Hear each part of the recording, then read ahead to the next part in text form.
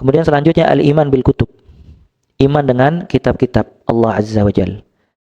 Sebagaimana sabda Nabi sallallahu alaihi wasallam, "An tu'mina billahi wa malaikatihi wa kutubihi." Atau beriman kepada Allah, kepada para malaikatnya, dan kepada kitab-kitabnya. Maka yang ketiga adalah kitab-kitab Allah Azza wa Jalla, karena itu merupakan firman Allah Subhanahu wa ta'ala. Iman dengan kitab-kitab Allah mencakup beberapa perkara. Yang pertama, tasdiq kauniha min indillah. Mempercayai kalau mereka datangnya dari sisi Allah Azza wa Jalla. Kalau kitab-kitab Allah semuanya datangnya dari sisi Allah Subhanahu wa ta'ala. Allah yang mengatakannya lewat lafaz dan juga maknanya. Allah menyampaikan kepada Jibril, kemudian Jibril menyampaikan kepada para rasul. Ya.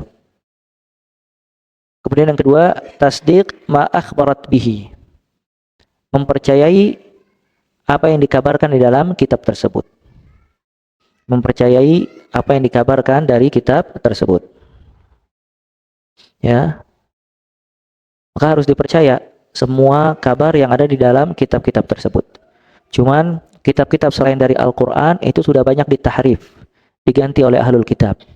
Karena ahlul kitab dikatakan oleh Allah Azza wa Jalla, yuharrifunal kalima an mawadhi'ihi.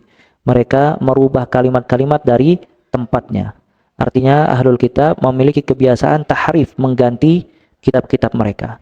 Cuman Al-Quran, kitabnya dijaga langsung oleh Allah Azza wa Jalla.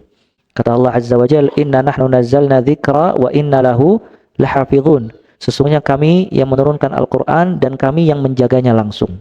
Maka Al-Quran mendapat penjagaan Allah Azza wa Jalla. Oleh karena itu tidaklah ada seorang yang berusaha untuk merubah Al-Quran, melainkan di situ pasti ada yang membantahnya. Merupakan penjagaan dari Allah Azza wa Jalla. Namun kitab-kitab sebelumnya itu banyak ditahrif oleh ahlul kitab.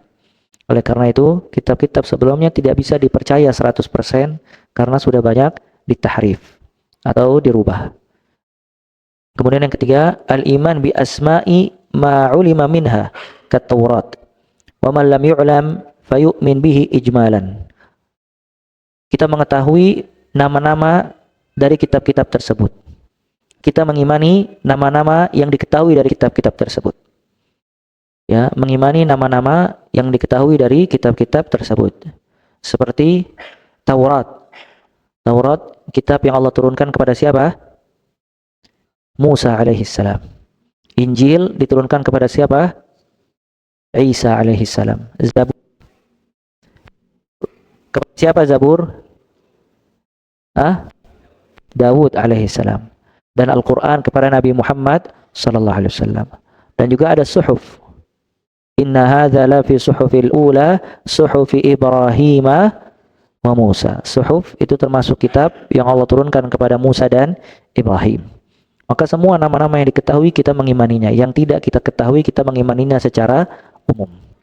Kemudian iltizam ahkamiha idza lam tunsakh. Yaitu mengamalkan hukum-hukumnya yang tidak dihapus. Artinya semua hukum-hukum yang ada di dalam kitab-kitab tersebut harus diamalkan.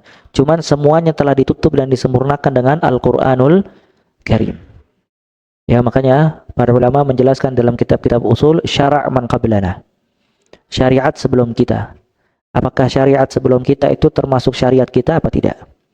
Karena Allah Ta'ala menjadikan syir'atan wa minhaja. Ada syariat-syariat dan juga ada manhaj. Dan setiap nabi memiliki syariat-syariat tersendiri khusus bagi mereka. Dan semua syariatnya telah disempurnakan dengan syariat Nabi Muhammad sallallahu alaihi wasallam.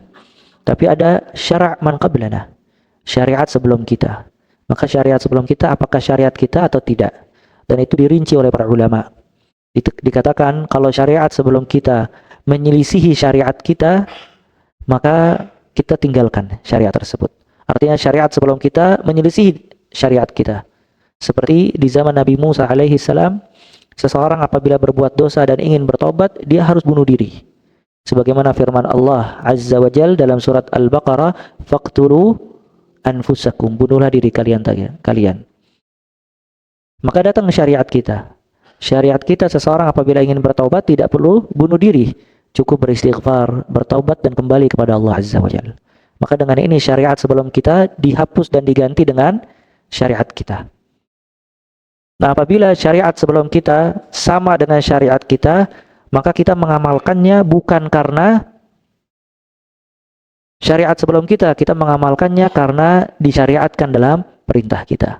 Yang ada khilaf di antara para ulama, apabila syariat sebelum kita tidak ada perintah dan juga tidak ada larangan dan disebutkan dalam kitab Ushulul Fiqh.